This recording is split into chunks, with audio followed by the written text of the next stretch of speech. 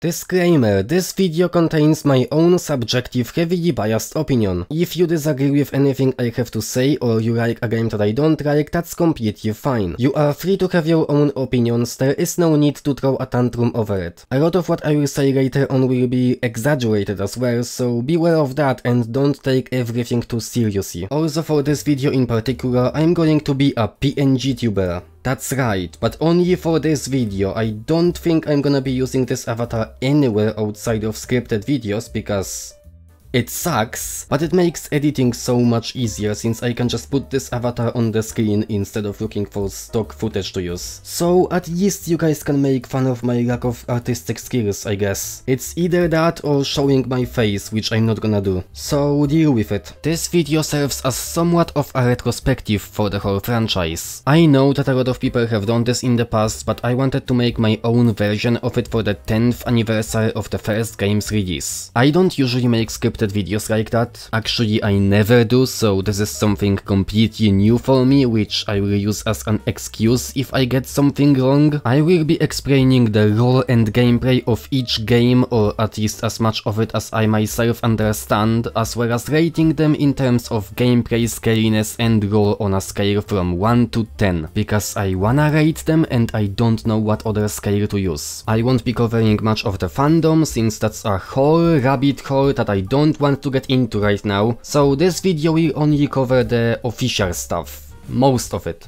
Except the books, because who reads the books anyway? I will try to keep it interesting. Now let's get into the first game that started it all. Five Nights at Freddy's. This is the first game in the series and arguably it's the best one. The gameplay is relatively simple. Your objective is to protect yourself from the animatronics that want to get into your office. You can't move for some reason. Let's just pretend that your ass is glued to the chair and this glue dissolves at 6 AM every day for gameplay purposes. You do, however, have some tools at your disposal to protect yourself, such as cameras so you can check where the animatronics are at any given moment, doors that you can close in order to keep yourself protected so nothing will get inside, and there's light next to the door so you can actually see if anything is trying to get inside. All these tools cost power that you have to manage, so it won't be too easy, because once you run out of power, it's just desperately hoping that you will last until 6 AM without Freddy Fazbear jumpscaring you. The premise of the game is simple, yet it can be scary for people who play it for the first time. If you don't understand all the mechanics of the game, it can get pretty tense, and that tension is only released to a jump scare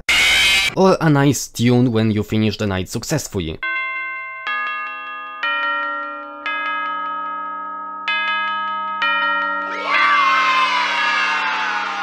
This, however, grows stale and repetitive in further nights. I'm rating the gameplay a 7 out of 10. It's not that great, but it's the best we're gonna get in a FNAF game, and it was definitely revolutionary at the time. But once the player learns all the mechanics, the game doesn't really add any more surprises. The layout of the pizzeria is always the same, the office looks the same, the animatronics are the same, etc. I like the fact that Foxy and Freddy are pretty much inactive in the first night, because then at least on night 2 it's a little bit of a surprise when he's peeking out of the curtain or actually sprinting to a corridor, but once you've already seen it, it won't be scary to see it the second time around or any time after that. The game increases in difficulty but decreases in scariness the more you play, and that is unfortunately something that's gonna happen in nearly every FNAF game going forward. I think the atmosphere is really on point, the ambience in the background is unsettling, the lighting in the office is dull and grim, the locations on the cameras are dark, so sometimes you may be unsure if what you're seeing is an animatronic or just part of the background, especially since the background also changes ever so slightly sometimes. I think it's the best atmosphere we're ever gonna get in a FNAF game. I'm rating the scariness as 7 out of 10 simply because it's still one of the scariest games in the series. I mean, it actually actually tries to be a horror game unlike some of the future games. At this point, the lore is also relatively simple and it's the most interesting part of the game. This franchise was never really about the gameplay, it's pretty much always been repetitive. The first game was revolutionary at the time, but the rest are just copying it and trying to put some sort of a twist on it, which doesn't always work so well. The lore was always vague, but the answers for most questions seemed to exist, at least for now. Every night there's some dude calling you on the phone and explaining bits of it. There's also secrets that you can notice on cameras which explain some things as well. For starters, there's been a missing children incident where a man wearing a mascot suit was seen luring 5 children into the backrooms. These children have never been found. Turns out that the animatronics that try to kill you every night are not just trying to kill you due to some software bug, like the man behind the phone may lead you to believe. No.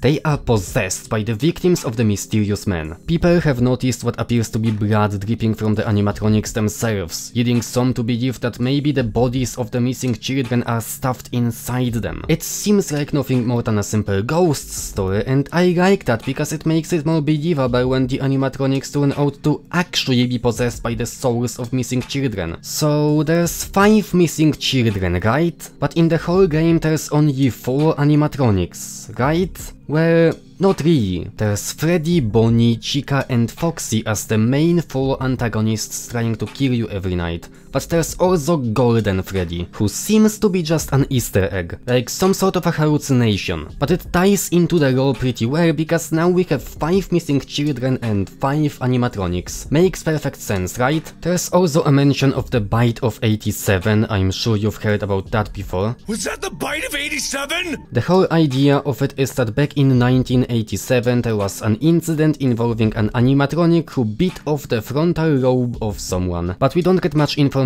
other than that. However, an interesting Easter egg is during the game's custom night mode. This mode essentially allows you to set the AI levels of each animatronic to whatever you want between 0 and 20. When you set the levels to 1987, you get a jumpscare of no other than Golden Freddy before your game crashes. This seems to heavily imply that Golden Freddy was the one behind the bite. Keep in mind, this theory is going to change with the next game, but at this point the developer of the game, Scott Cawthon, didn't even have plans for the second game, since he didn't think it was ever going to be as successful as it is. This lore is very interesting, and that's the main reason as to why I loved FNAF as a kid. Theorizing about it was fun. I'm rating it an 8 out of 10. With that out of the way, the final average rating of FNAF 1 is 7.3 repeating out of 10. Okay, this kind of rating sucks, but I don't know what to replace it with, so whatever. Moving on to Five Nights at Freddy's 2. Everything except the lore is a massive downgrade to the first game. You also have cameras, except this time they are practically useless because the only camera you have to worry about is camera number 11, where you have to wind up that stupid music box so the puppet doesn't come to eat you.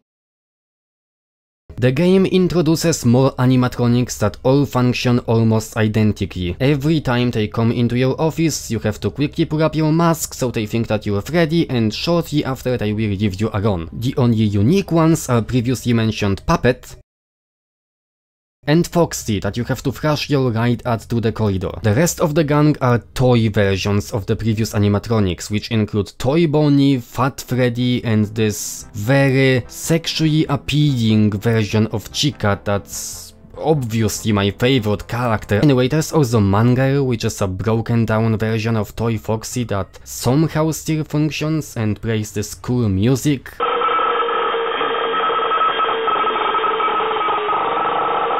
There's also Balloon Boy, who steals batteries for your flashlight when he enters your office, as well as the broken down, withered versions of the animatronics from the first game, including Golden Freddy. Not to mention the Easter egg characters like Shadow Bonnie or Shadow Freddy or JJ or this endoskeleton, all of which don't seem to matter at all to the lore and are just stupid Easter eggs thrown there for no reason. Let's just say there's a lot of characters, but there could be a lot more and it would not not make a single difference because, as I said, almost all of these animatronics function the same exact way. The first game focused on making the player feel tense. The second just makes you get overwhelmed and panic before figuring out an extremely overpowered strategy to win. This gameplay fucking sucks. 4 out of 10, because it could have been worse, and sadly it's going to get worse. The office is very lit. You have a flashlight that you can use through the cameras, which also makes the whole place appear to be very lit compared to the first game, which absolutely kills the atmosphere. The game is not scary, but at least it's still trying to be a horror game. And there are some horror aspects in it, unlike the fuckfest we're about to get in the future. So I'm also gonna give it a 4 out of 10 for scariness. The lore, however, is amazing. One thing I forgot to mention is the fact that the phone guy who kept calling you every night in the last game,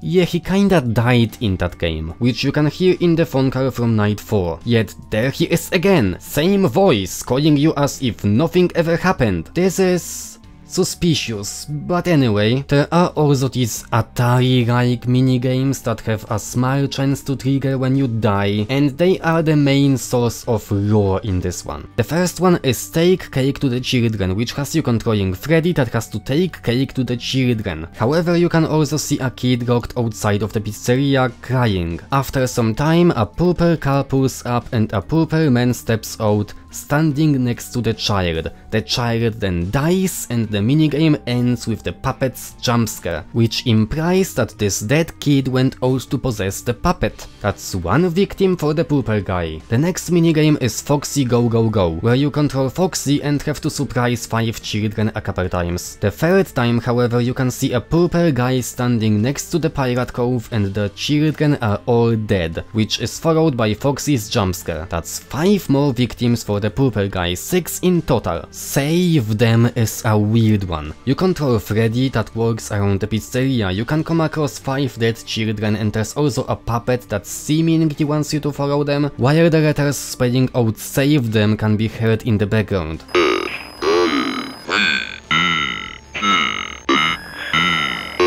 There is a rare chance that you will encounter a purple guy and the game ends when he touches you. Give Gifts, Give Life is a minigame where you control the puppet and have to give gifts to 4 dead children. Then the gifts turn into masks that you have to put on their heads. This seems to imply that the puppet is responsible for making these dead kids possess the animatronics from the first game. The minigame ends with a golden Freddy jumpscare. However, right before it happens, 1 frame before the jumpscare, you can notice a 5th child in the middle of the room. So what does any of that mean? Well, for starters, these minigames are not meant to be taken literally. They are simply supposed to represent the incidents, and for that reason I know for a fact that despite popular belief, there have never been more than 6 victims directly killed by this purple guy in the whole franchise. Purple guy killed the kid outside of the pizzeria. This kid went out to possess the puppet. A while later, this purple guy wearing a mascot suit lures 5 kids into the back room of the pizzeria and kills them. The puppet then gives these kids life. Somehow. The reason as to why people think there are more than 6 dead kids is because of the amount of animatronics in the game. However, there doesn't need to be more than 6 dead kids for there to be more than 6 possessed animatronics. You see, the originals are locked in a parts and service room, which implies that the old haunted animatronics are used for parts of these toy animatronics. Hence why both the toys and the withered animatronics could be haunted by these same 5 original missing kids simultaneously. Another reason people think there's more dead kids is because of the Save Them minigame. For some reason, people think that in this minigame we play as an already possessed withered Freddy. I don't really see why people think that, and I don't believe this animatronic is already possessed at this time. There is, however, Golden Freddy teleporting around in this minigame, which would imply that Golden Freddy is already possessed, and that's true. Except at that time he's not possessed by one of the 5 missing children, but spoiler alert, a child from FNAF 4, because later on there's gonna be 2 spirits living in that suit, but we'll get to that later. In conclusion, No, there is not a dead child inside Toy Chica. Aside from the minigames, there's also these cutscenes that happen sometimes, but to this day I don't think anyone knows what they mean. After completing the game, you get a check with a date 1987, which seems to explain everything. Remember the phone guy who kept calling you every night? The reason he's alive in this game is because this game was a prequel to the first game all along. It's later explains that the toy animatronics are being retired, possibly because one of them committed the bite of 87, and the pizzeria is gonna reopen with a smaller budget after they fix the old withered animatronics, which is what we see in the first game. This revelation was amazing. People who try to learn the lore from game theory videos won't ever understand how finding out about this for the first time felt like, when so many confusing things that you may have questioned suddenly make a lot of sense simply due to the fact that this game is a prequel to the first one. The old withered animatronics are actually from a location before the one that you work at in the second game. The location you work at in the game is actually the second Freddy Fazbear's Pizza location, and in the first game you are playing in the third one. We never actually see the first location, simply because it existed before the animatronics were possessed, so there would be no gameplay, and there was also Fredbear's family diner, but it's not gonna be that important yet. We get an explanation of the murders, we know more about the bite of 87, and one more thing. Listen to this one phone call. What on earth are you doing there? Didn't you get the memo? The place is closed down, at least for a while. Someone used one of the suits. We had a spare in the back, a yellow one. Someone used it. Now none of them are acting right. Hear that? A yellow suit. It has to be Golden Freddy, right? The purple guy used Golden Freddy's suit to commit all the murders. This is why Golden Freddy is so mysterious compared to the rest of the gang. This reveal was mind-blowing at the time, and yet it's still not as good as it's about to get. 9 out of 10 in terms of the lore, which leads to the overall rating of 5.6 repeating out of 10. I think a lot of these final scores are gonna be repeating, but oh well, too bad. Five Nights at Freddy's 3. The gameplay in this one is in my opinion better than FNAF 2, but it still sucks in comparison to FNAF 1. This time there's only one animatronic you have to protect yourself against, Springtrap. This is the one that we haven't seen before. The cameras in this game are actually more useful than in FNAF 2, since you have to actively follow Springtrap on cameras. That is until you realize how easy it is to cheese it and basically trap him between two rooms so that you can easily win the hardest mode in the game without even having to use the maintenance panel. Something tells me these games weren't given enough time in beta testing. Oh yeah, the maintenance panel. Turns out the equipment in this game tends to break often and needs to be rebooted. This equipment includes the audio rule that's used to lure Springtrap to desired rooms next to him. When it breaks, you can't use it, and if you can't use it, you can't stop Springtrap from coming for you. The camera can also break, making you unable to see things, so that needs to be rebooted as well. And there's also ventilation that can go offline, in which case you basically die if you don't manage to fix it fast enough.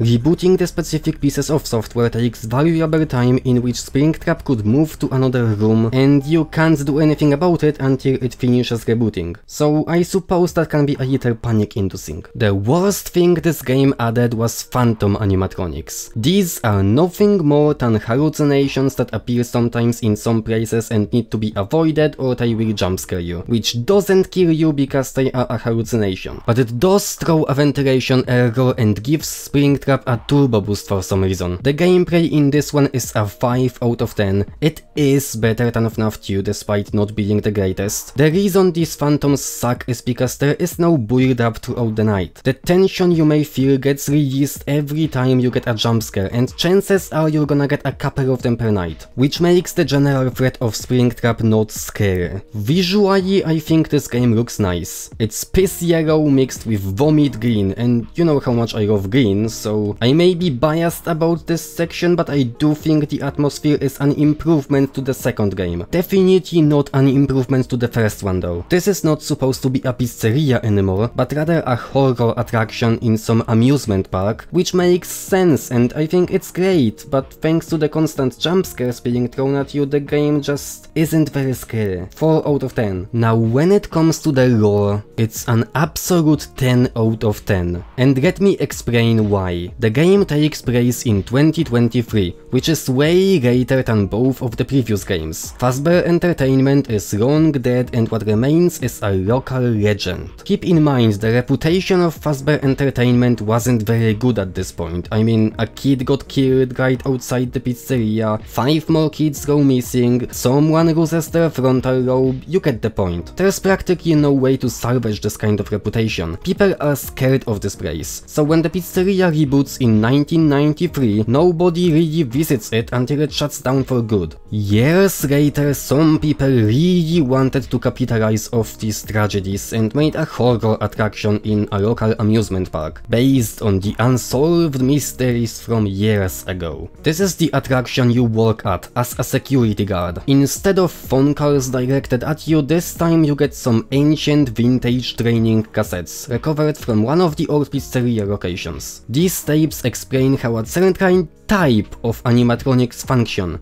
Spring lock animatronics. These are hybrids that can also be worn by the employees as suits, by using the spring lock mechanisms. The idea is that an animatronic can function on their own as a robot, but then an employee can slip inside it and adjust the spring locks accordingly, so the robot parts safely lock away and the employee can comfortably wear it as a suit. This went badly. Turns out, mixing deadly animatronic parts within wearable costumes can lead to deadly results. These spring locks are very sensitive to moisture, so even a simple breath can cause them to lock away, squishing your body, crushing your bones, and leaving you in excruciating pain until you bleed out and die. For that reason, every Freddy Fazbear's Pizza location had a so-called safe room, hidden away from the programming of the animatronics as well as the cameras, specifically for the employees to change into these costumes as well as to hide in the event of potentially bleeding out to death. After all, we wouldn't want that to happen in public, in front of the customers. After a few incidents like that, however, it was decided that these spring animatronics are not actually safe.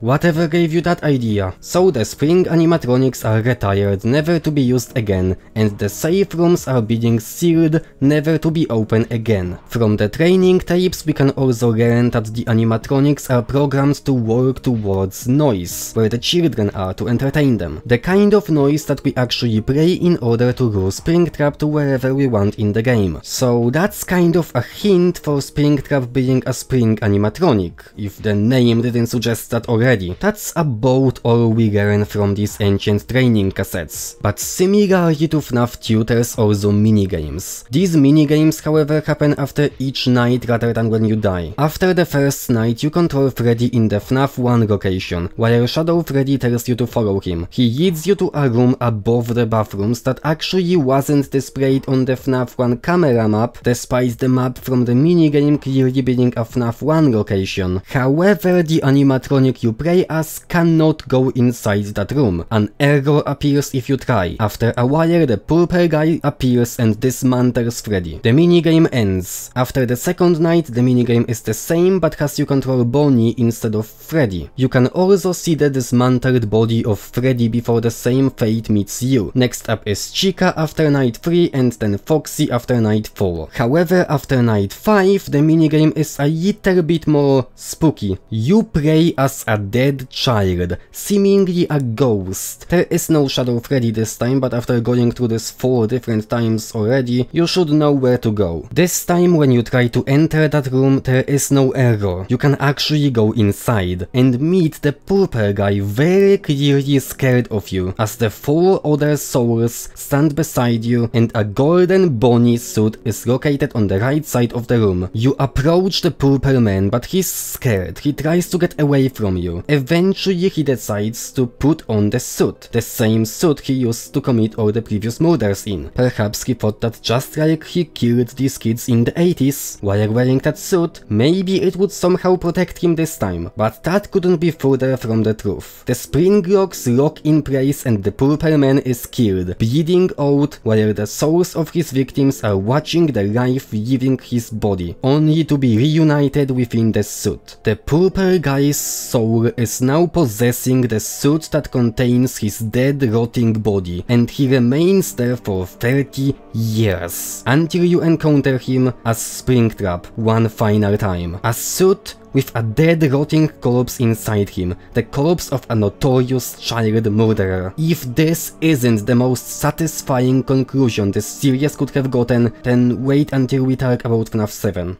But even after all of that, you still get a bad ending. The killer may have gotten what he deserved, but the souls of the children have never been set free. They are still left inside the suits, suffering. So how do we fix that? Well, you see, there are some very vague hints as to what you have to do, and how some people actually discovered that is beyond me. Turns out there's like a million different minigames that are all very hidden, each filled with lots of convoluted secrets. You have to complete each minigame in a specific way that doesn't seem to be intended from the start. For instance, after collecting all the balloons in this minigame, you are not supposed to go to the obvious exit that appears. Instead, you have to go out of bounds and fall into some weird abyss and do some specific stuff in there. I seriously have no idea how in the hell did anyone manage to discover that, but I am so glad they did. To me, it was clear that this part wasn't intended for an average player who just plays the game to get jumpscared without any care for the lore, but for the fans of the series who actually cared enough to dig deeper below the surface. These simple minigames combined with the music that plays in the background are possibly more creepy than the main game itself. The point of these minigames is to deliver cakes to children, but not any children, the dead children, the ones who still suffer after all these years, the victims of the men behind the slaughter. This way you can give them their happiest day in the final minigame where they are all seen together, wearing the masks of the animatronics. After the final kid, represented by Golden Freddy, finally opens their eyes and puts on the mask like everyone else, they all disappear and the masks slowly fall on the ground. You did it. You gave them their happiest day and set them free, so now they can finally move on. You get this ending, with the masks completely empty with no rooming life inside them. After beating night 6 of the game, you find out that Fazbear's Frights has burned to the ground, and only a few relics have been recovered to be sold at an auction. The final rating of the game itself is a 6.3 repeating out of 10. And that's where it could have ended. That's where it should have ended, if it wasn't for a few unanticipated developments. You see, the fans were disappointed by Springtrap's jumpscare. It was very underwhelming compared to the rest of the jumpscares from the series. Personally, I think this jumpscare fits, considering how it's the soul of a creepy adult and not a furious child, but I can see why it's disappointing. There's also some unsolved mysteries still waiting for an answer, like the shadow animatronics that I very briefly mentioned earlier, or the bite of 87 itself. So, a couple teasers for FNAF 4 came out and people started digging. Turns out in the source code of the website the teasers were posted on, there was a hidden message with constantly repeating number 87, which implies the bite of 87, so surely that would be answered in the next game, right? Right? Well, not really, but let's get into that game itself now. Five Nights at Freddy's 4. This game only exists because of Springtrap's jumpscare being shitty. So the creator of FNAF, Scott Cawthon, wanted to show the community that he can make a really scary game with the best jumpscares yet. And that's true. I think FNAF 4 is the scariest FNAF game of all time. The game is completely different from everything we've seen so far. This time you are not not in a pizzeria. You are in the bedroom of some child and you presumably play as this child. There are no cameras this time and no phone with a voice explaining what to do. You have doors on your right and left, and upon running up to them you have to listen to the sound of breathing. If you hear breathing, you have to keep the door shut for a while before turning on the flashlight to see if there's anything in the hallway. You have to pay extremely close attention to sound, because just using your eyes will not be enough this time, hence why the jump scares are more effective. The game forces you to listen very closely and you have to be very careful to not make any mistakes or it will throw something like this. Anyway, those are the nightmare versions of the original animatronics that you play against. The left door belongs to Bonnie, the right door belongs to Chica, and you can also turn around to look at your bed where little Fredders tend to spawn and you have to use your flashlight to scare them away, or else the big Papa Freddy will jump scare you. There's also the closet in the middle which contains Foxy, but only after he actually gets inside this closet, which you can try to prevent from happening, but it's not easy. Anyway, if Foxy gets inside the closet and you look inside the closet, this happens. This is a very sadder jump scare and it works better than Phantoms from FNAF 3 because it can only happen once per night, unlike Phantoms that are constantly being thrown at you. You really need to focus when playing this game because even the slightest mistake can end your life. That's the general gameplay loop of the first 4 nights. However, there's more cool surprises later on. You may think that you've already gotten used to the game after beating the first 4 nights, thinking that the next one will be the same but just slightly harder, right? That was the case with all the previous games, so why would it be any different this time? Well, surprise! It is different this time. In Night 5, all the usual animatronics are nowhere to be found until you might hear some sounds like this.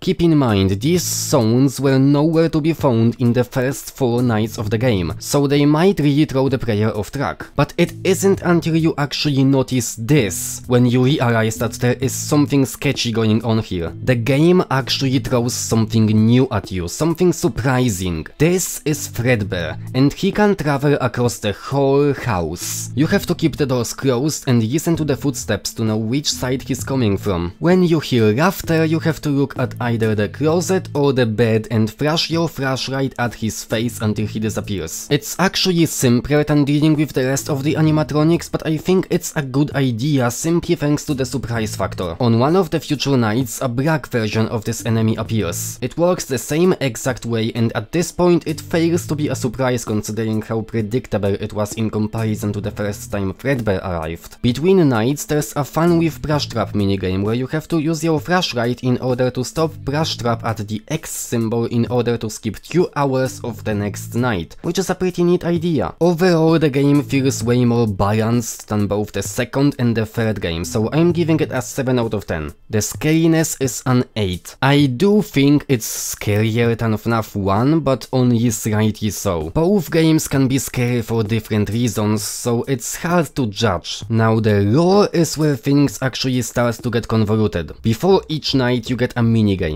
5 days until the party, then 4, then 3, then 2, then 1, and then the day of the party itself. This party is for the birthday of the child that you play as during the minigames. You play as a child who keeps being tormented by someone. We don't know much about this child aside from the fact that they are clearly scared and hate Fazbear's Pizzeria because of something they saw, but we don't know what that is. This child has an older brother who keeps scaring him using a Foxy mask to jump scare him all the time, further fueling his hatred towards the pizzeria itself, leaving him in the building of the pizzeria, locking him in his room, and even in the back room filled with all the creepy animatronic parts. This child is clearly distressed for his entire life, but at least he has a companion who keeps following him around, his psychic friend Fredbear Plush. This plushie keeps talking to him, giving him advice and stuff, telling him that tomorrow is another day, whatever that means, and this plushie appears pretty much everywhere where our protagonist goes. The first minigames are pretty much just showing how shitty this child's life is,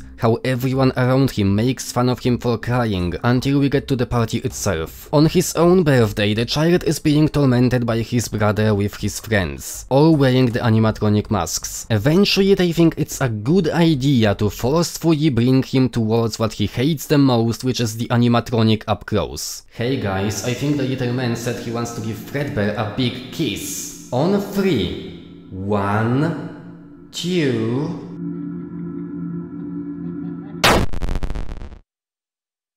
Was that the bite of 87? No, that was probably not the bite of 87, because according to some Easter egg, apparently it takes place in 1983, but even that isn't entirely clear at this point. Anyway, the child is dead, and on his deathbed the following cutscene plays. Can you hear me? I don't know if you can hear me. I'm sorry.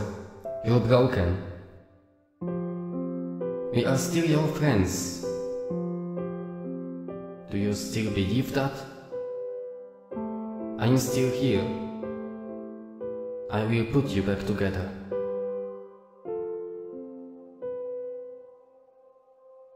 And then the life from this child fades away. After beating some harder night later on, you see this box, and to this day nobody knows what this box means. Chances are that it never even meant anything, and Scott just wanted to make it convoluted for the sake of being convoluted. The story on its own is pretty good. It's tragic, and I love tragedies. But the problem starts once you try to fit it within the rest of the series. It just doesn't make sense. This game was advertised as the final chapter, so people expected it to reveal something, tie up all the loose ends and stuff, but it didn't do that. All that FNAF 4 did was create a lot of confusion, simply because it didn't make any sense anywhere within the currently established timeline of the first 3 games. So a very controversial theory has spawned, the dream theory, which basically implies that all the FNAF games are just a dream inside this child's mind. This is a pretty dumb theory, but I guess it's what makes the most sense at this point, and people hated this. I'm rating it as 7 out of 10 though, if you ignore that whole dream theory thing, which makes my final rating of the game as 7.3 repeating out of 10. The same rating I gave to FNAF 1, so now I'm undecided which one of these 2 games I prefer, but it doesn't really matter. It looked like Scott was done with FNAF at this point, but it obviously couldn't be farther from the truth. Eventually Scott released FNAF World, which wasn't meant to be part of the official series. This game was just meant to be a spin-off with FNAF characters that wasn't really supposed to be canon to the original lore or whatever. It was a child-friendly RPG that kinda sucked, but it's okay because it's not canon, right?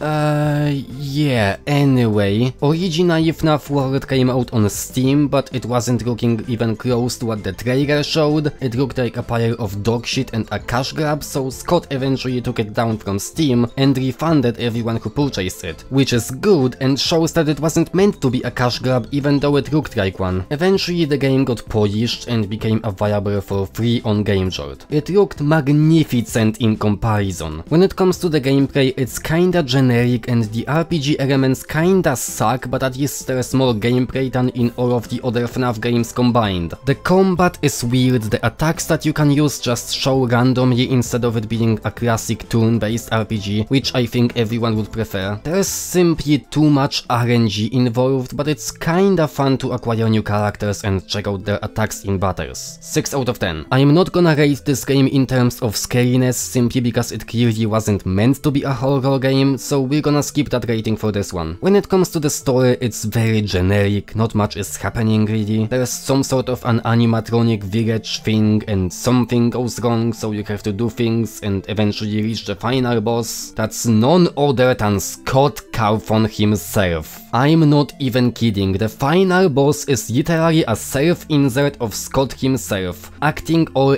edgy, like, oh, I don't wanna make FNAF games anymore, but that's all you guys care about, so you ruined me now, is that what you wanted? Around that time period we also got this teaser, so that's concerning, I guess? Turns out this teaser doesn't really mean anything, but despite that I still think it's the most creepy FNAF related image I've ever seen. Now, I would rate this story a 3 out of 10 already, but That's unfortunately not all there is to it. Turns out there's, and I can't believe I'm saying this, lore. That's right, this game that was not supposed to be part of the official series actually has convoluted lore about the official series. That's simply convoluted for the sake of being convoluted. Nobody knows what any of that crap meant, and I don't even wanna get started on that. All I can say is that it was extremely unnecessary and it sucked. It really just seemed like Scott didn't know what he wanted to do next and placed a bunch of convoluted puzzle elements that didn't even fit anywhere until someone would come up with a theory that Scott actually liked and made canon. Eventually a new update for the game dropped, introducing a whole new Halloween themed section of the map where you can play all sorts of different minigames to acquire new characters. These minigames include Foxy Fighters with a joke. You won't get tired of my voice, will you? You won't get tired of my voice, will you? You won't get tired of my voice, will you? You won't get tired of my voice, will you? You won't get tired of my voice, will you? You won't get tired of my voice, will you? Now that's definitely something, right? There's also Foxy.exe, which is a parody of Sonic.exe, Freddy in Space, which is a parody of The Desolate Hope, one of Scott's older games before FNAF, and there's also Chica's Happy Magic Rainbow thing. That's the most unfair platformer of all time, possibly worse than Cat Mario if anyone remembers that. I honestly think this is a cool addition to the game. It clearly seems like it wasn't meant to be serious and Scott was just fucking around and having fun making it, which I can appreciate. Especially since after you acquire all these characters you can fight the ultimate boss that's none other than this rainbow thing that everyone hates because of how annoying this rainbow minigame was. This is actually kinda hilarious. This update actually made the game much better, but it doesn't really change my rating since at its core the game is still pretty much the same. At the end of it all you get a little bit of a teaser for the next FNAF game. And that about concludes FNAF World. It was a weird game and I think I recall Scott himself calling it a turd at some point, so that shows even he isn't proud of it. The final rating for the full game from me is a 4.5 out of 10. But alas, the anticipated FNAF sister location came out. It looked like FNAF 4 wasn't the final chapter after all, and Scott finally had an idea of what to do with this franchise going forward. And let me tell you, it was not a good idea. This game is absolutely the worst pile of pure and utter dog shit in all of existence. If you ignore security breach, but we haven't gotten this far yet. Before you cancel me on Twitter for saying that, let me elaborate. FNAF 5 was supposed to be different from the rest of the FNAF games, and that's cool. It's finally a break from this same formula used over and over again. I could appreciate this change if it was actually for the better, but the problem is this game is heavily focused on just the lore with barely any gameplay. The amount of gameplay in this game is about the same as every generic visual novel, except instead of hot anime women,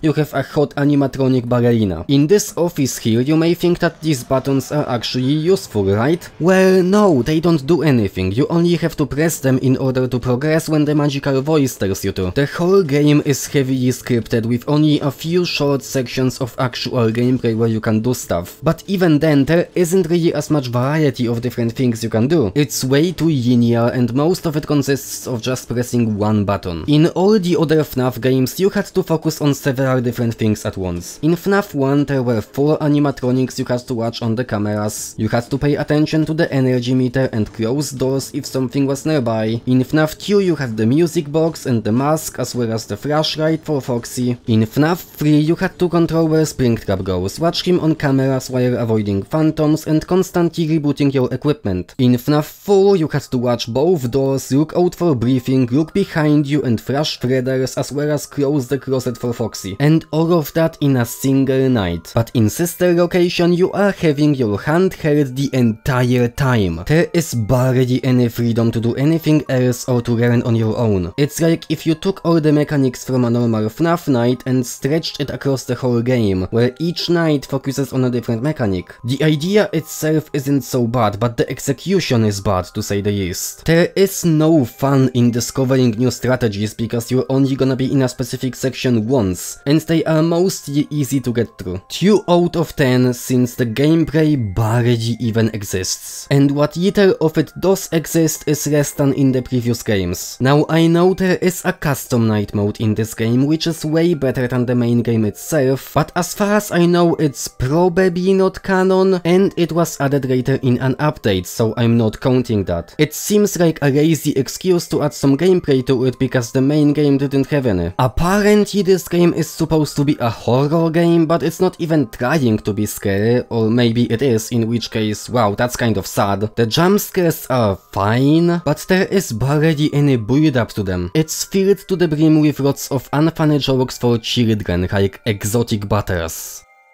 That's it, that's the joke, just exotic butters. There's nothing to elaborate on, you're supposed to laugh. Okay, I get it, humor is subjective, maybe some people actually find it funny, but it's not really funny to me. Not to mention the animatronics in this game actually speak to you, they have voices. While in the previous games the animatronics were scary because they felt like dead husks that shouldn't be alive. From this point onward the animatronics actually have voice lines, which takes away from the fear factor. And this is an actual cutscene at the end of the game.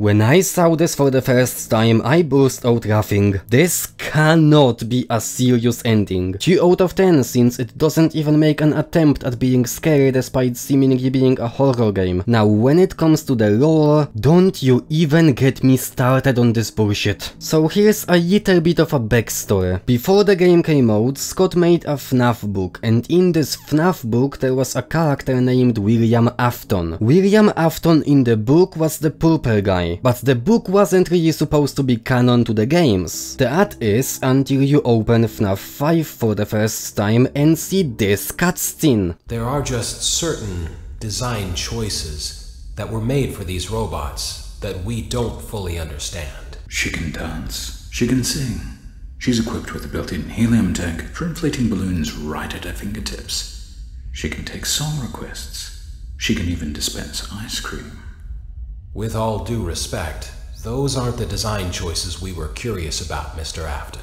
Mr. fucking Afton. So a lot of people went crazy about it, thinking that the books are now canon, even though they aren't, but they kinda are, but also not really. Nobody understands what it means. But you know, that's fine, you can give the guy a name, it's whatever, but the rest of this lore just sucks. Freddy Fazbear's Pizza closed down, so a new restaurant called Circus Baby's Pizza World was supposed to open. This restaurant was owned by William Afton, but it also closed down before it even opened because of gas leaks. Gas leaks are actually just a cover-up for something else that went wrong, which is the disappearance of William's daughter Elizabeth, who got eaten alive by an animatronic called Baby. Also, William is the one who created Baby specifically in order to capture kids who get close to her. Why does he want to capture kids? Because he wants to experiment on them, or rather, their souls. There now exists a thing called Remnant, which is basically soul power used to give animatronics life. Turns out the reason he dismantled all the animatronics in FNAF 3 minigames is because he wanted to use Remnant from these original animatronics on his new Funtime animatronics, which he did, and now these same original souls who suffered in the original animatronics are trapped inside Funtime animatronics instead, which basically means that the good ending from FNAF 3 is not canon, since the souls never got set free. Baby is now haunted by the soul of Elizabeth, and William Afton is not just some creepy man who kills kids, he's a mad scientist looking to bring back his dead daughter to life, and maybe make himself immortal. Also turns out the crying child from FNAF 4 is probably his son, and the psychic friend Fredbear Brush who talked to him in the minigames was actually William Afton himself, talking to him through a walkie-talkie, because the plushie had speakers, and the nightmare animatronics from FNAF 4 are not actually just nightmares. They are real, but the reason they look the way they do is because of illusion discs. What are illusion discs? The answer lies in the books, of course, not the games. It's something that allows normal inanimate objects to look terrifying. He used it to keep his son away from the animatronics because he didn't want to lose him the same way he lost his daughter Elizabeth. But he might not have realized that he's actually been tormenting his own son the entire time. Michael Afton is William's older son, the brother of the crying child, the one who bullied him to death. So now he lives with regret.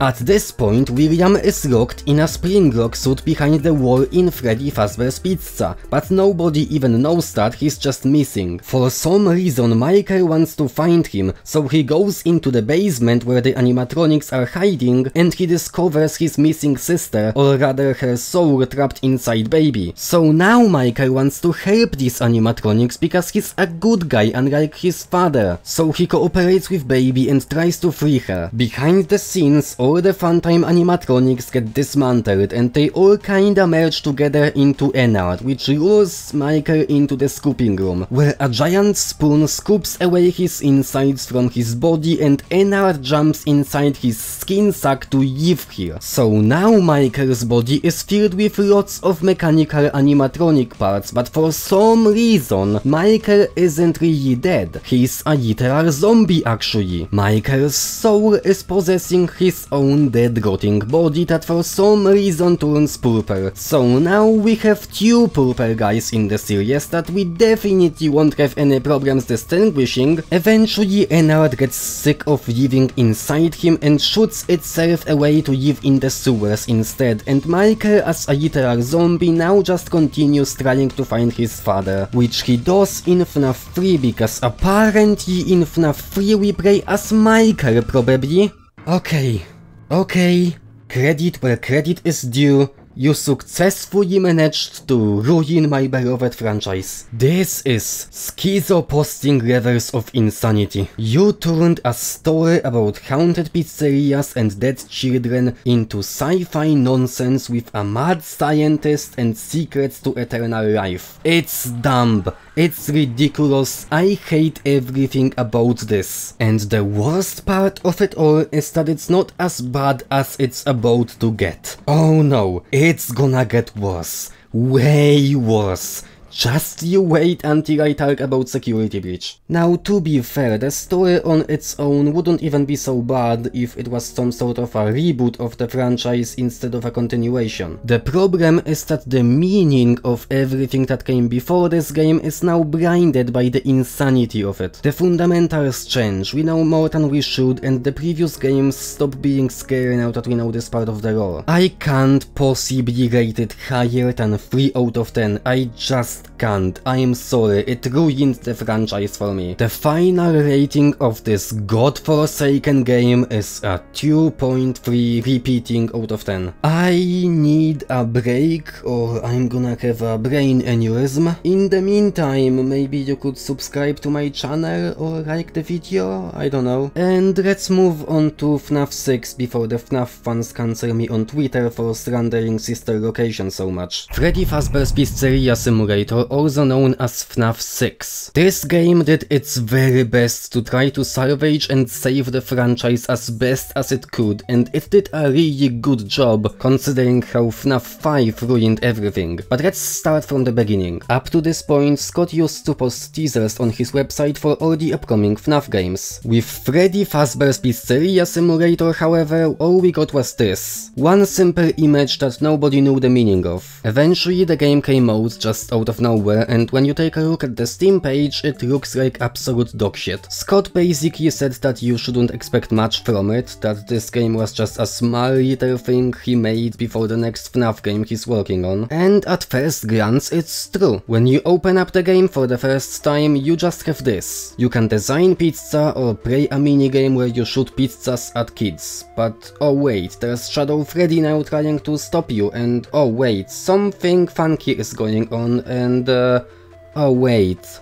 Ladies and gentlemen, welcome to FNAF 6. I don't think I need to tell you how mind-blowing it was at the time, and it worked really well at subverting your expectations. For only the first couple minutes since the game released, because after that people from the fandom kept saying stuff like, "Hey you, YouTuber, play this game, it's basically FNAF 6, so you need to play this, it's actually FNAF 6, for real, this game is FNAF 6, FNAF 6, it's actually FNAF 6, you need to play this." Which basically ruined the whole surprise factor, but oh well. Nobody is getting surprised by it anymore, and it's a real shame because I think it would work really well. After the introduction, the gameplay loop is different from every FNAF game that came before this one. The game is split into 3 sections. The first one is a tycoon section where you can buy stuff to make more money, take sponsorship offers, and play minigames. These minigames contain a lot of secrets, which is what I will get into later on. Overall, this tycoon section is pretty limited. There isn't a lot you can do in here, but it's not the main focus of the game anyway, so I guess it's excusable. When you are finished with the tycoon section for the day, you can go to the next section where you sit in your office and defend yourself from animatronics that you yourself can choose to take into your pizzeria. What I really like about it is how you can choose to simply not take any animatronics, and this whole section will be a breeze until the end. But if you do that, you get a bad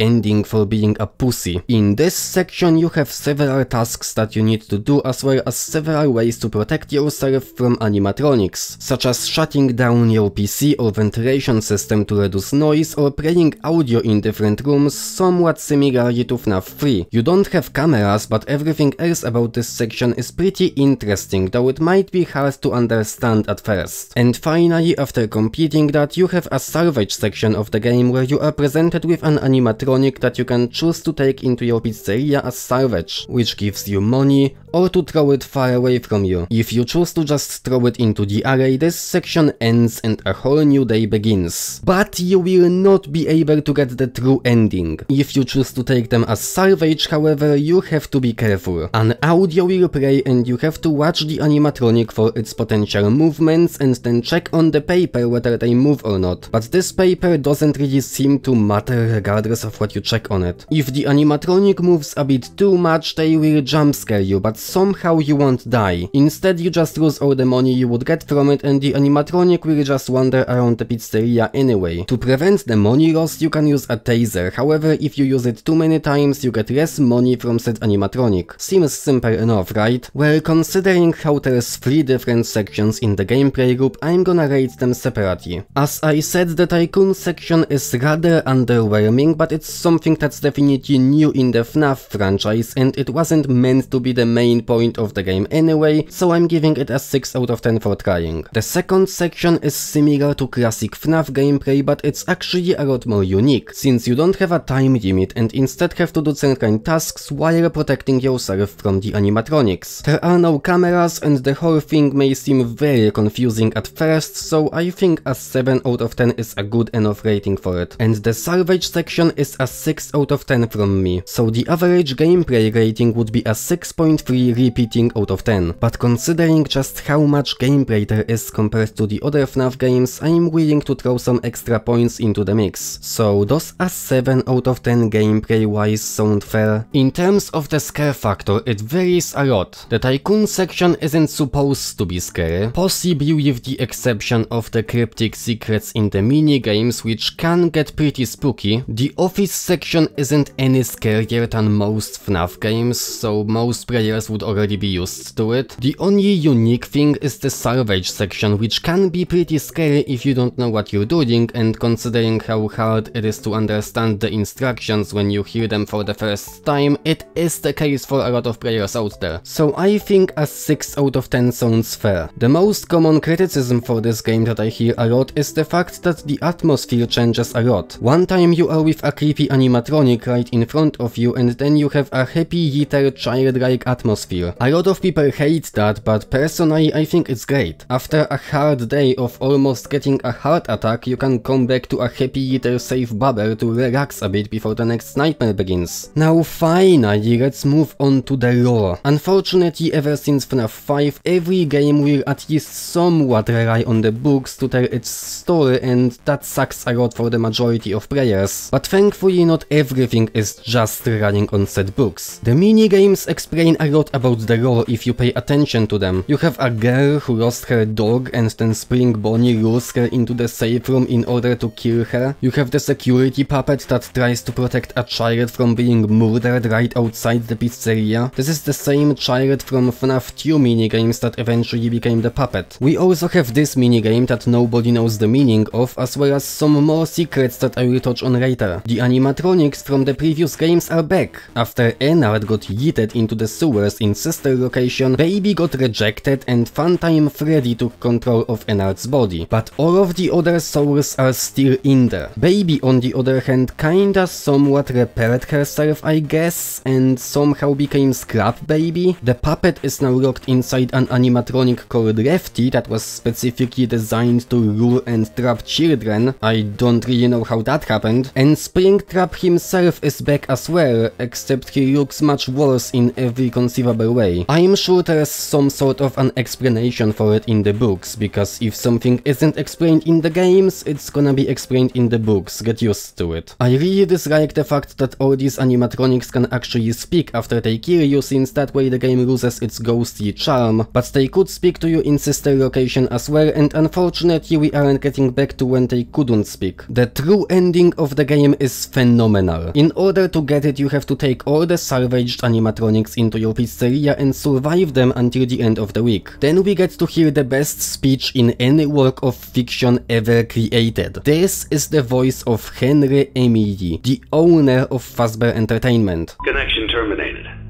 I'm sorry to interrupt you, Elizabeth, if you still even remember that name. But I'm afraid you've been misinformed. You are not here to receive a gift, nor have you been called here by the individual you assume, although you have indeed been called. You have all been called here, into a labyrinth of sounds and smells, misdirection and misfortune. A labyrinth with no exit, a maze with no prize. You don't even realize that you are trapped. Your lust for blood has driven you in endless circles, chasing the cries of children in some unseen chamber, always seeming so near, yet somehow out of reach. But you will never find them. None of you will. This is where your story ends. And to you, my brave volunteer, who somehow found this job listing not intended for you. Although there was a way out planned for you, I have a feeling that's not what you want. I have a feeling that you are right where you want to be. I am remaining as well. I am nearby. This place will not be remembered, and the memory of everything that started this can finally begin to fade away, as the agony of every tragedy should. And to you monsters trapped in the corridors, be still, and give up your spirits. They don't belong to you. For most of you, I believe there is peace, and perhaps more, waiting for you after the smoke clears. Although for one of you, the darkest pit of hell has opened to swallow you whole, so don't keep the devil waiting, friend. My daughter, if you can hear me, I knew you would return as well. It's in your nature to protect the innocent. I'm sorry that on that day, the day you were shut out and left to die, no one was there to lift you up into their arms, the way you lifted others into yours. And then, what became of you? I should have known you wouldn't be content to disappear. Not my daughter. I couldn't save you then, so let me save you now. It's time to rest, for you, and for those you have carried in your arms. This ends, for all of us, in communication.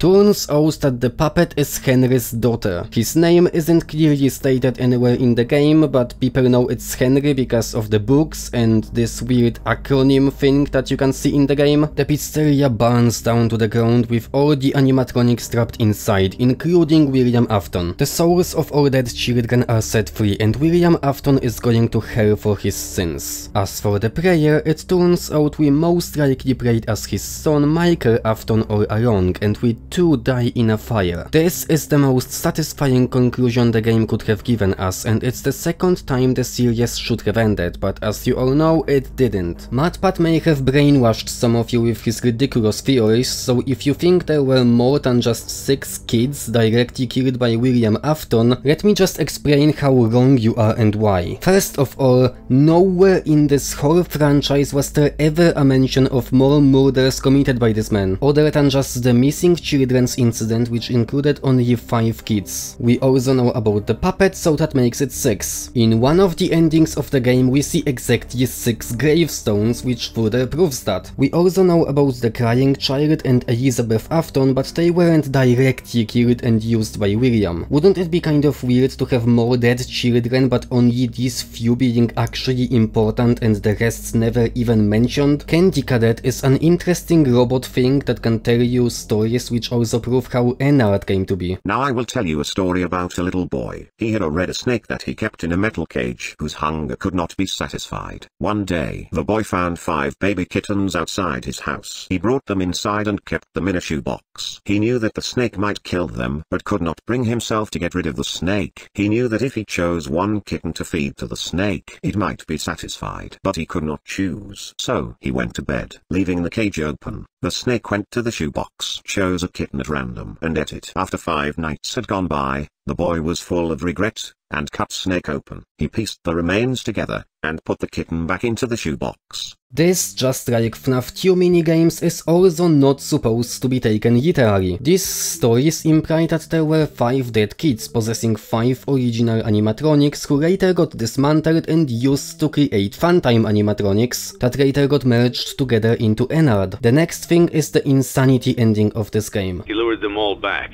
to a familiar place, back with familiar tricks. He brought them all together. I could make myself sleep, but not yet. Not until I undo what he has done and heal this wound. A wound first inflicted on me. He led them there again. He overpowered them again, and he robbed them of the only thing that they had again. It's heavily implying that William Afton kept experimenting on these same 5 dead children over and over again. A wound first inflicted on me seems to imply that the puppet was William's first victim, since that's the daughter of Henry. I hope you're keeping up with me for now, because, well, it is unnecessarily convoluted, but at least this game didn't seem to include lots of new stuff that didn't make sense, and instead simply cleared up a lot of confusion with the lore up to this point, while also giving us the most satisfying conclusion possible considering what FNAF 5 has done. 8 out of 10. I'm not rating the lore any higher because, well, it builds up on FNAF 5 and I hate FNAF 5, so yeah, I'm biased. In conclusion, the ultimate rating of the whole game from me is a 7 out of 10. I still think I prefer the ending of FNAF 3, but without FNAF 5 we wouldn't get Henry's amazing speech. It's unbelievable how this franchise managed to save itself after the fuckfest of Sister Location. I can live with this ending. But I actually don't mind Ultimate Custom Night existing, simply because it serves as a satisfying epilogue to the series rather than shifting its focus again. In every 5 Nights at Freddy's game up to this point, except for FNAF 6, we had a Custom Night mode, which basically allowed you to change the difficulty level of every animatronic to whatever you want between 0 and 20. Ultimate Custom Night takes every single animatronic from the whole franchise, with just a few forgotten exceptions. In the end, there's over 50 different characters that you can play against. On top of that, you can finally customize your office and even use some minor power-ups, so that's nice. It's the classic FNAF gameplay that you know and love, except it may seem overly complicated at first, but it's all a matter of getting used to. I won't explain the gameplay in massive detail because that would take a while and this video is already too long. The game is free, so you can figure out how to play it on your own. Overall, I'd rate it an 8. Pretty much every animatronic is at least somewhat unique, and having to balance over 50 characters in this environment must have been a struggle during development. It doesn't seem like the game is trying to be scary, so I guess that factor is irrelevant. It's supposed to be more of a challenge than a horror game, and the jump scares suck, but I mean understandably so. I can't imagine having to animate a unique jump scare for each and every single one of these animatronics, so they are all using the same shaking animation. At first glance, this game is a shitpost. The best kind of shitpost. You see, depending on the amount of characters and their AI levels that you choose to play against, you can get higher scores, and there are certain milestones for which you get special cutscenes like this.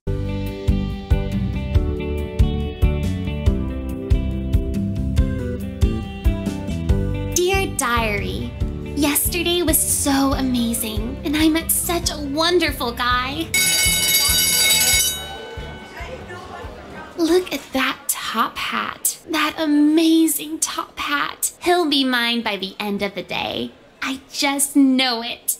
MatPat seems to think these cutscenes are canon, but I think it's safe to say they most likely aren't that big of a deal. I mean, come on, Toy Chica having a crush on someone else than me? Obviously it can't be canon, right? There are also some characters specifically designed to be a shitpost, like Funtime Chica, who only appears as a hallucination taking a photoshoot which makes your vision shitty. Cause you know, love is blind, as they say. Or Mr. Hippo, who after jumpscaring you has a long and really fitting monologue that I won't play in this video for the sake of everyone's time. You can look it up if you want. Custom Nights, at least to my knowledge, weren't considered canon in the previous games, and this gameplay doesn't really seem to make any realistic sense. I mean, it makes less sense than all the previous FNAF games, so at first glance it seems like it's just not canon. But underneath the shitpost nature of the game, there is actually more going on than you might think, and it's really satisfying.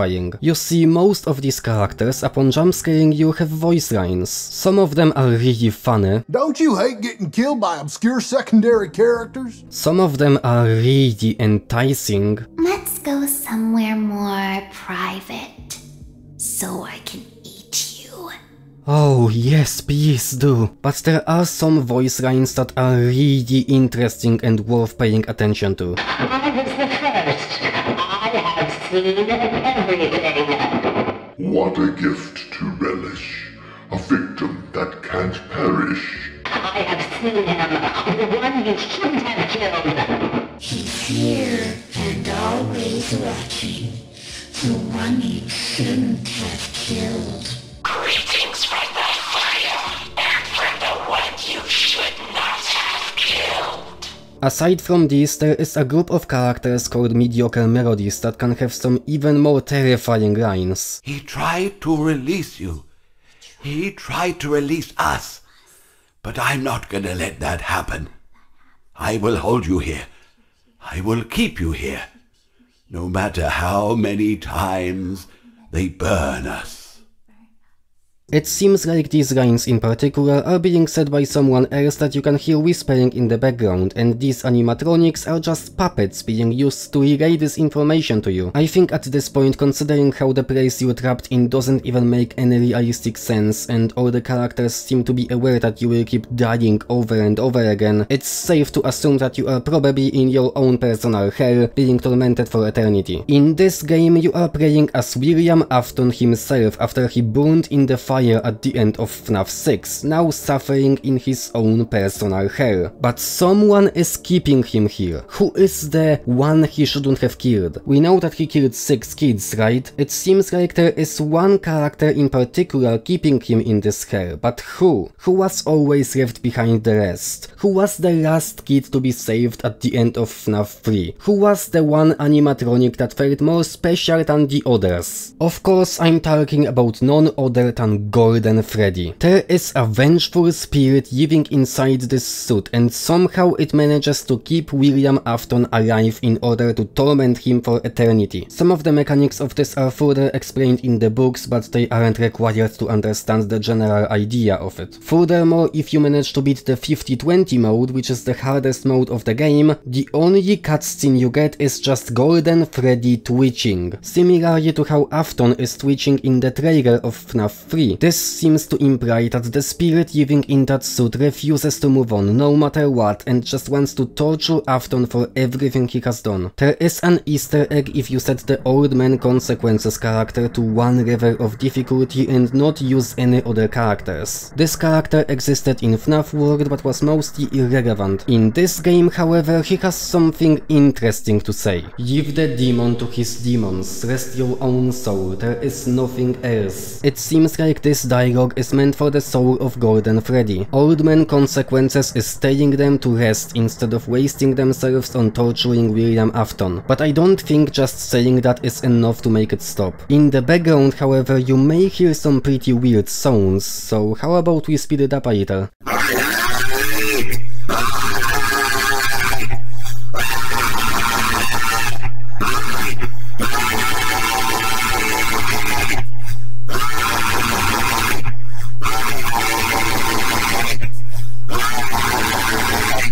Seems like the almighty William Afton is not so almighty anymore. I never thought I'd feel so satisfied hearing a man scream for help. Let's just give this role an 8 out of 10 for being the most satisfying epilogue to any work of fiction ever created and move on to the next game. The final score is 8 out of 10. It may be the highest I gave to any of these games, but it doesn't make it my favorite. I didn't rate it in terms of scariness after all, but it simply seems like this game didn't have nearly as many flaws as any of the other games and did what it was meant to do pretty well. And that's where it could have ended. That's where it should have ended, if it wasn't for a few unanticipated developments. It was actually the final FNAF game Scott has ever made, but it wasn't the end of FNAF as a franchise, because going forward the future games are made by Steel Wool Studios. I'm not sure if Scott has the final say in approving these games, but regardless, get ready for some fuckfest.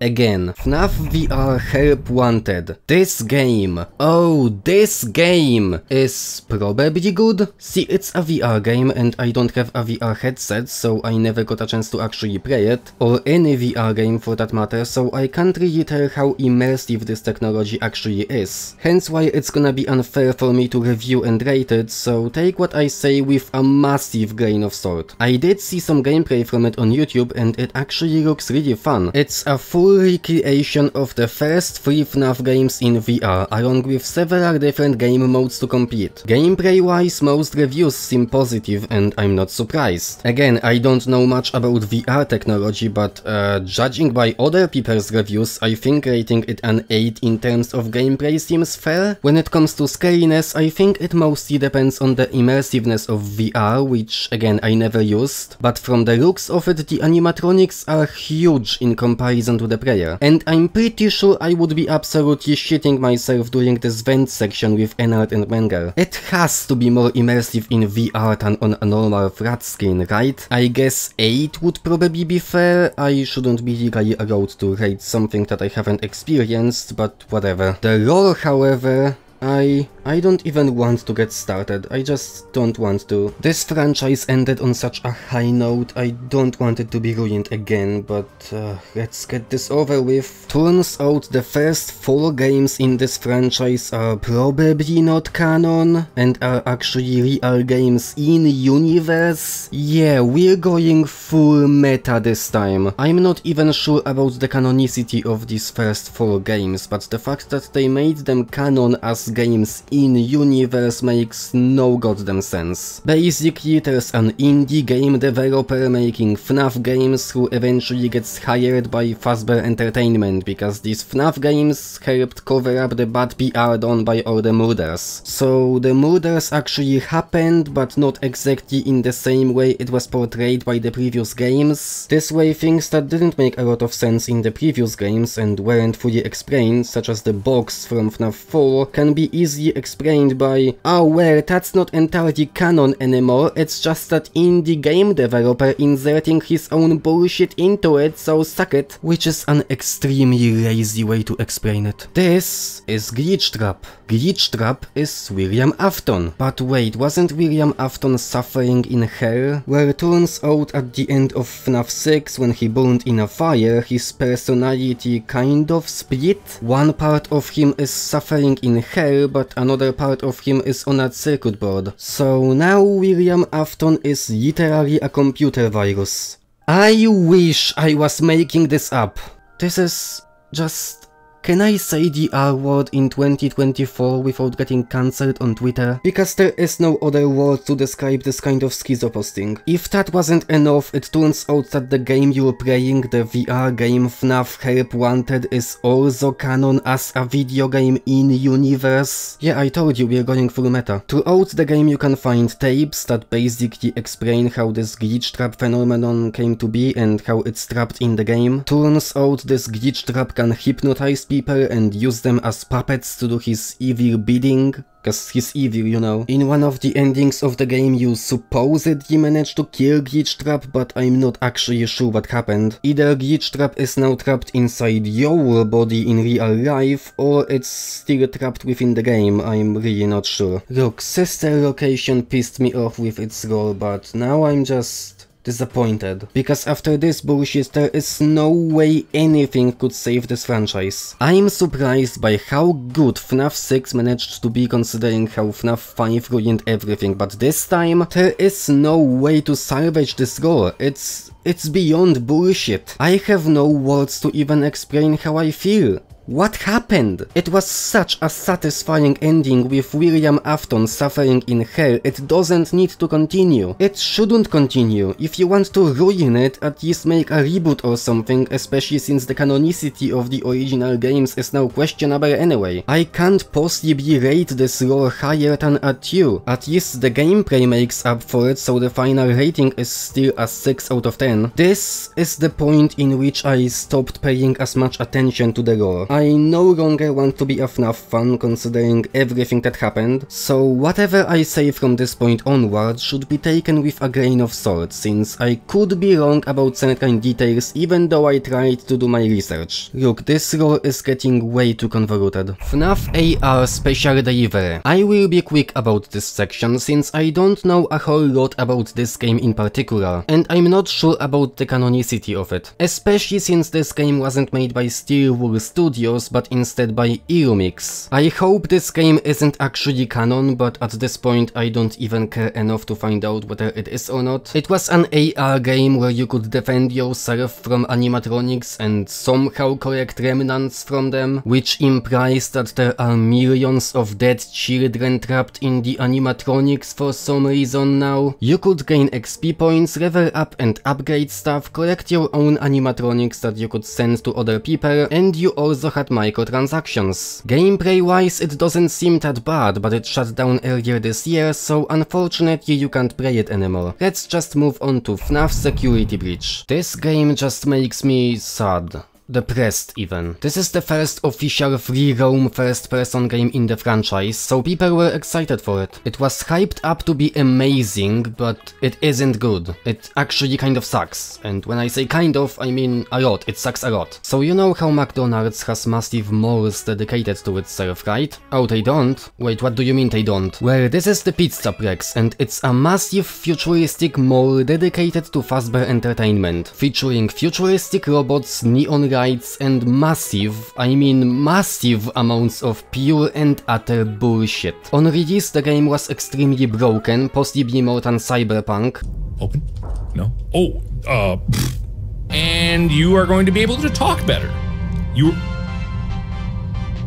Did you hate the idea that much? Oh, what? Whoa! Whoa! I don't understand how you can even release a game in such a state. Nowadays it seems to have improved, but glitches still do happen. I thought I'd mention that just in case. When the game crashes with an Unreal Engine error, it says that it's FNAF 9, and considering how FNAF 8 was the VR game, it implies that thankfully FNAF AR wasn't actually canon. Probably. In the game you play as a child named Gregory who is trapped in the Pizzaplex overnight, and your main objective is to escape while avoiding animatronics. These are Glamrock animatronics, all being hostile except for Freddy, who is actually your faithful companion, like a dog. You can hide inside his stomach so the other animatronics won't detect you, but you need to make sure to recharge him every once in a while. The whole game is literally just a walking simulator where you run around the empty mall looking for keys to unlock more locations. It's kind of confusing and hard to remember where everything is. You are given a Fuzzwatch that you can use to read emails because lore, use the most junky 2 FPS confusing camera system and communicate with Freddy along the way. The place is filled with staff robots that do some weird alarm thing when you get too close to them, which lures the hostile animatronics towards you by literally spawning them next to you. These animatronics are constantly repeating the same annoying 5 lines over and over again. Having to run away from them is just tedious. This is Vanessa. She is also a hostile entity that chases after you, and I wish I was joking when saying that she too has a jump scare. But unfortunately I'm not joking about this. Just see for yourself.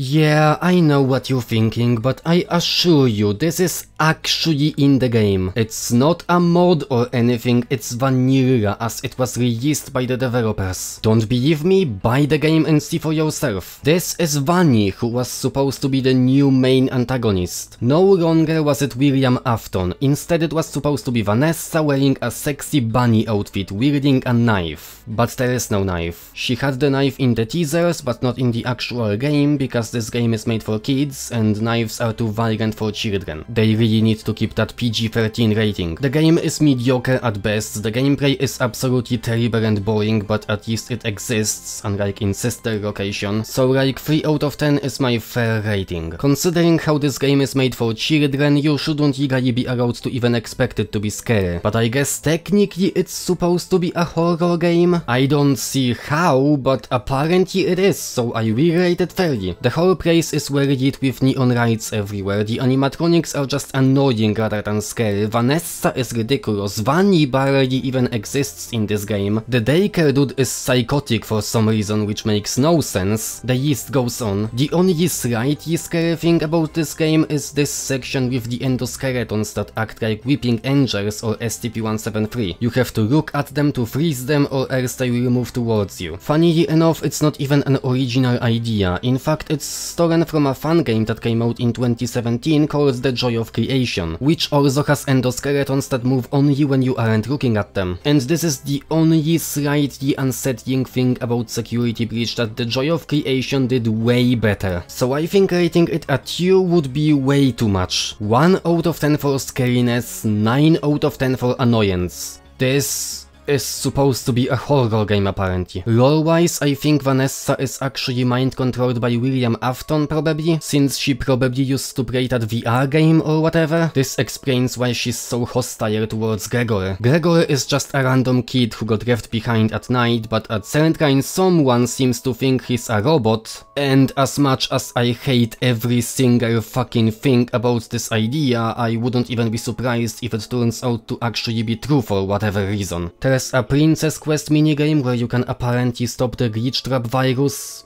again, but I don't know if it even works in the end. Also, apparently there are more kids going missing, which seems to imply that the AR game was probably canon, since in that AR game you collect remnants which are basically souls of children. Also, this whole Pizzaplex thing is built on top of the remains of the pizzeria from FNAF 6, which also has a room from FNAF 5 in it for some reason. The only thing Gregory manages to accomplish in this game is cause property damage by destroying all the animatronics and using their parts to upgrade Freddy.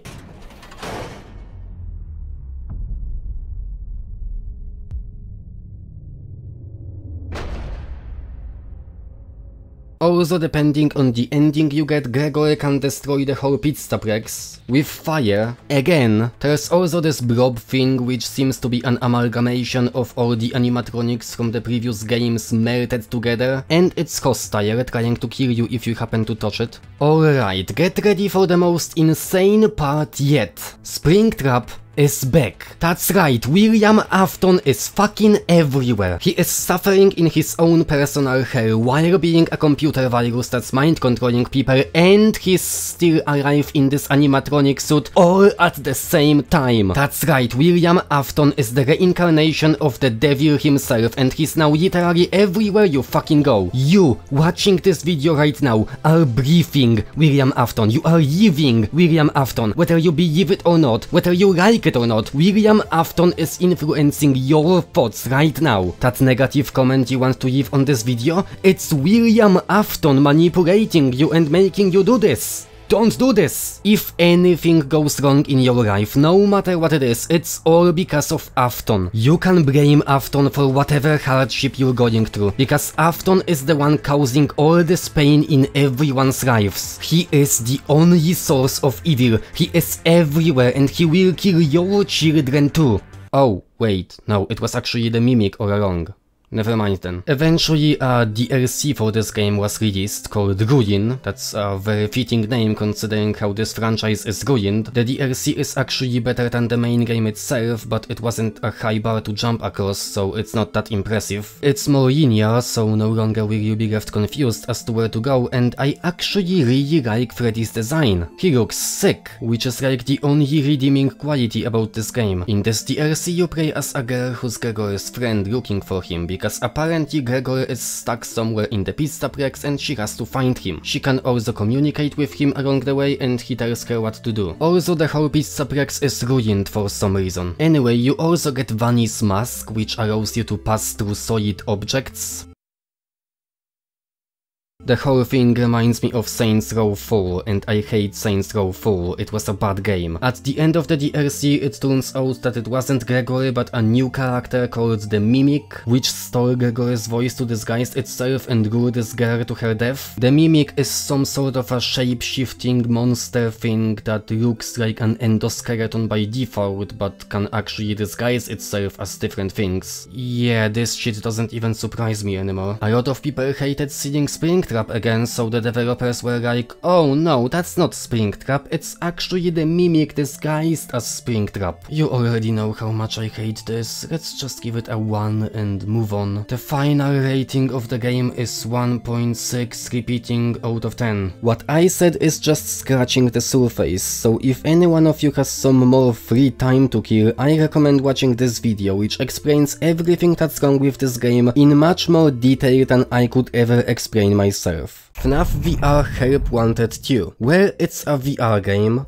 What? I still don't have a VR headset. When it comes to the gameplay, it seems to be better than the first game. I gotta say, Steelwool seems to be great at making VR games. But please don't ever let them make a game that isn't VR again, unless they genuinely learn from Security Breach. From the looks of it, there seems to be more interesting game modes to play through than in the first game, but they don't seem to be nearly as scary. Most of them seem to be just fun little activities that you can do, which would probably be a lot more enjoyable to play through in VR than watch gameplay from on YouTube. But I don't have a VR headset. There are still jump scares of course, but in general it seems to be more light-hearted than the first game. But again, I don't know much about VR, so yeah. I'll just give it an 8 for gameplay and 7 for scariness, I guess. I don't know if this is a good rating, this whole video is a mistake. The lore doesn't really seem to exist, like at all. I mean, there are some vague hints about certain things in the game, but there doesn't seem to be any plot, and honestly, I don't really mind that. It's better to have no actual plot whatsoever than a shitty plot like the one from the first VR game or Security Breach. Cassie, being this girl who's Gregor's friend, is probably gonna turn into the second Vanny, which makes sense considering how she was using this mask in the Ruin DLC, and it turns out that thankfully Glitchtrap wasn't actually William Afton like we all thought, but instead it was the Mimic all along. As much as I hate the Mimic, it's at the very least a way better plot device than William Afton getting revived again. Maybe, just maybe, there is some way to save this franchise from all the insanity that Steelwool introduced, but I wouldn't get my hopes up for it. I'm just glad that Afton is finally dead.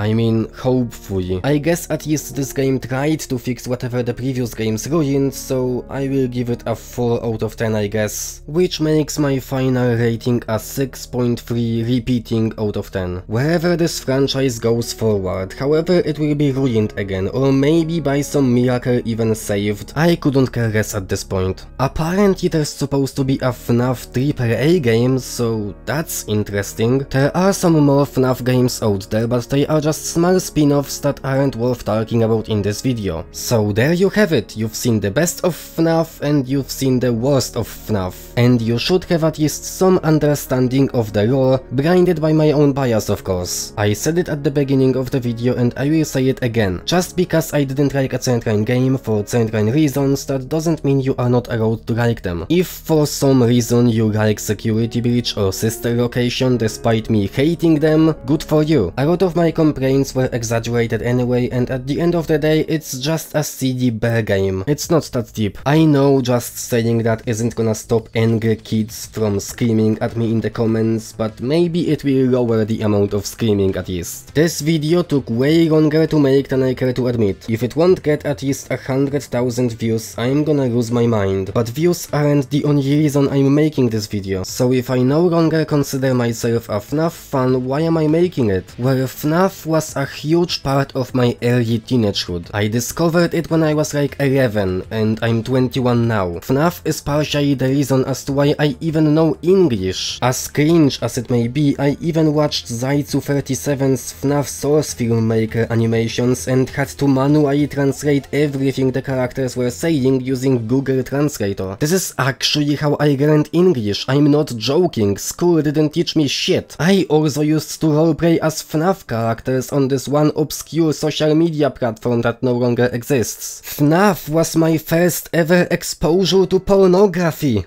My poor 12-year-old brain was so confused. So I wanted to make something special for the 10th anniversary of this franchise's existence. Thank you, Scott, for all the memories. And Steelwool, I just hope you do better in the future. On top of that, I was so sick and tired of people still believing that false narrative of William Afton killing millions of children when he clearly only ever killed 6 of them. So I needed an excuse to talk about this and maybe convince some people that I'm right. This is the first video essay-ish thing that I made, and considering how long it took to make, I don't think I'm gonna be making a lot of those in the future. So if you want to subscribe, check out my other videos first. This channel is primarily a gaming channel rather than a video essay channel, and with that out of the way, with this video finally finished, I'm free to do whatever else I wanna do. I'm probably gonna try to learn to draw, maybe I'm gonna make my own FNAF fun game, who knows. Thank you for watching and I hope to see you next time.